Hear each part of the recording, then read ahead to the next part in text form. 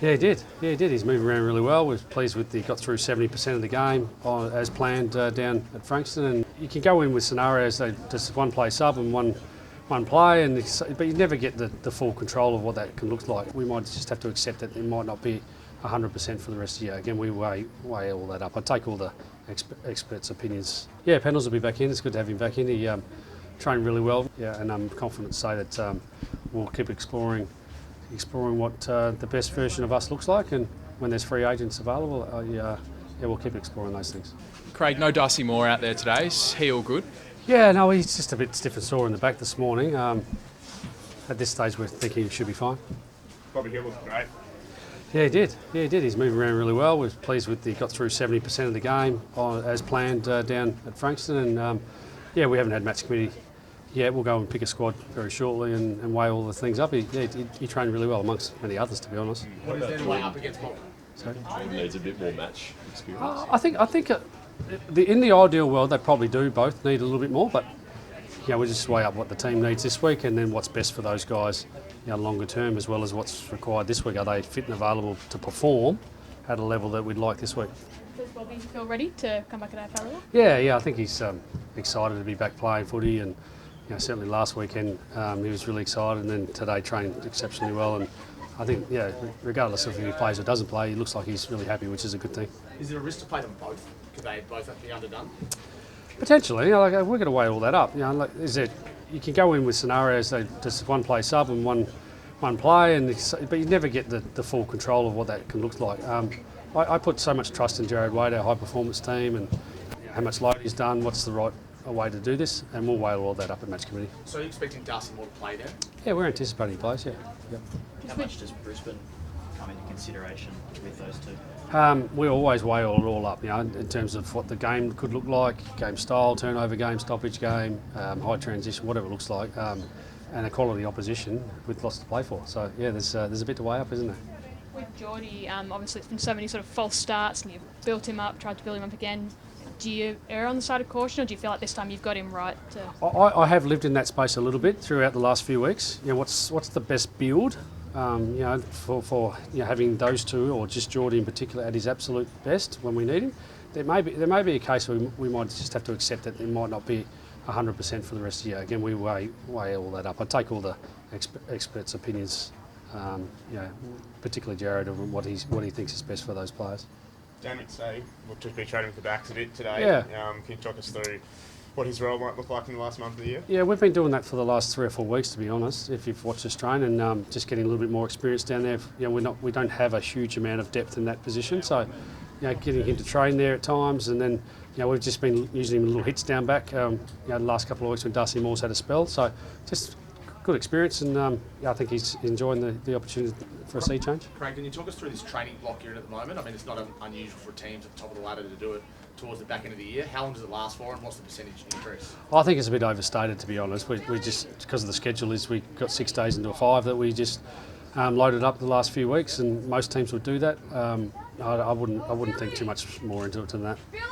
Is Pendles right to play this week?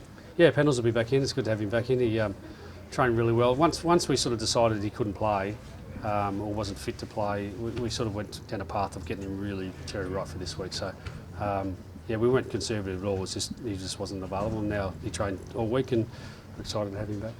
You mentioned on the back of your losses you need to find that spark. Do you think you found that last week? I don't know if we needed a spark. It's just a little reminder that certain parts of your game just need to continue to grow. And connection inside 50 versus Freo was really, really down. Plus 23 inside 50s, and we just didn't connect. So we went to work on that, and we found some growth. We did. We went to work on it. Our coaches looked at opportunities to grow, and we're going to continue to need that. This time of year we're qualifying, but we're getting feedback every week, feedback about our game, and defence is stacking up, and our connection has been a little bit here and there at times, but still showing that we connected 50% of the time we went inside 50 last week, which was a positive thing. And Lockie Sullivan's season-ending injury, has he done enough to earn a new contract? The time will tell on that. That's for others to discuss. But right now, I was chatting to him yesterday. I was in the love and care mode. Disappointed for the young lad. He's played 14 games this year, which shows that we're sitting in a good position on the ladder, and he's been a heavy part of that. So he can control only that, and right now it's just love and care for him. Back on this day, obviously, you had a few hits to the back line, but how much do you consider the teams that are around you in the top 4 with their key forward stocks when you need to make a potential decision? Yeah, I think it's just nice to have flexibility as a coach. You go, all right, there's, only a couple of weeks ago they had 4 tools. Do we want to just throw Dan back there for 5 minutes and just stabilise a little bit? So it's all getting finding out now. So then later on, or even as early as this week, you go, all right, let's just do that now. We've got a couple more tools to play with. Yeah. Billy Frampton, one of those ones that you look to. It was pleasing. Bill trained really well. Last week was a bit funny. He sort of come late to the party of playing, and which sort of led more for a high performance thing than a coaching thing. And I learned some good lessons. I should have had a good chat to him about what that looked like and set him up a bit better. And but we've had a good conversation earlier this week about, hey, come on, let's just get ourselves moving. He trained, like I said, well, and he'll be available for selection. We'll just have to weigh out whether he needs another week in the reserves or not. Have you met with Jack Silvani? Yeah, I did. Yeah, I did. Yeah, and I'm confident to say that we'll keep exploring what the best version of us looks like, and when there's free agents available, we'll keep exploring those things. Do you think you're a reasonable chance to get him at the end of the year? Justin Lepich and Charlie Gardner do those things. I just met with a young man and worked out we had a first date and see if we liked each other. Did you like each other? Yeah, I could go on a second date with Jack. Craig, tell us about the retro kit. I just got this out of my wardrobe. It was just sitting in there. No, this is retro round, and all the fans like it. You'd like the yeah. Hey, Craig, we're waiting for you to play, mate. When are you coming in? I'll come and see you in a second.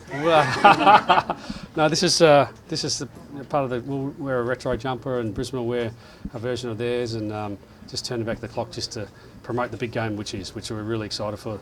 The challenge against the team that won the premiership last year, and then obviously had a poor performance last week, and I hear nothing but they're looking forward to bouncing back. So we're well and truly aware what's coming. Who's your favourite retro pie? I like Renee Kink. He was the big tank. He was amazing to watch from afar, and Choco Williams and Greg Williams are South Australians that I loved growing up. So the jumper represented a little bit of the past, which we're excited for. Thanks, guys. Thank you.